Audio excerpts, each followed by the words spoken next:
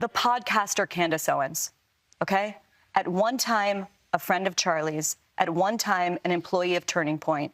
She has been one of the main peddlers of these conspiracies, and she is making a huge amount of money on it. She is building her business off of these lies.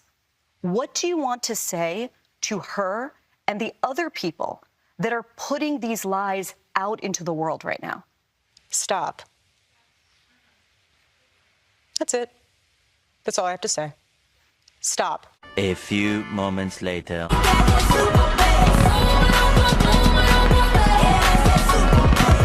Something about this situation just doesn't feel right with me. And before anyone jumps to conclusions, this is not a video about attacking someone who lost a loved one. Losing a spouse is devastating, period. But when leadership, power, money, and politics are involved, questions are going to be asked. After the reported death of Charlie Kirk, his wife, Erika Kirk, stepped into leadership. And immediately, things started happening that raised eyebrows. Meetings, money, political connections. Now again, nothing here is being labeled as illegal, but optics matter. And right now, the optics don't look good. Let's talk about specifics. Within days of taking over, Erika Kirk reportedly began meeting with government figures that her late husband had refused to meet with. That alone sparks curiosity. Why the sudden shift in access? Why the sudden shift in openness? Then there's the donor issue. There are claims that money began coming in from donors that Charlie Kirk had previously declined while he was alive. Now, think about that. If a founder turns down certain funding sources, that usually signals principles, strategy, or boundaries.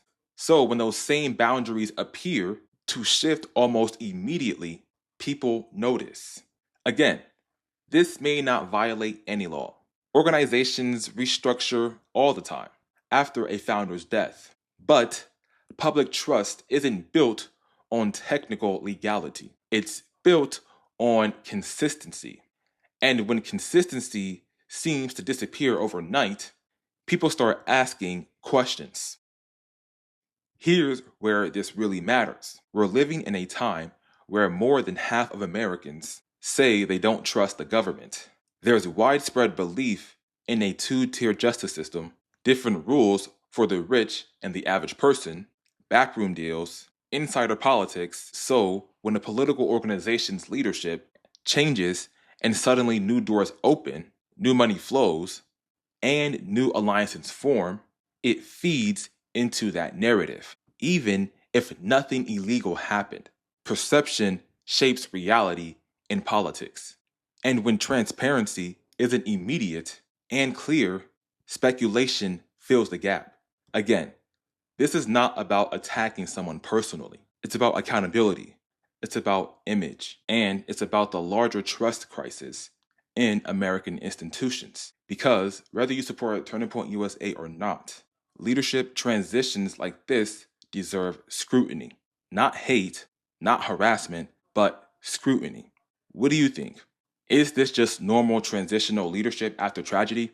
Or does it raise a legitimate concern about influence and political optics?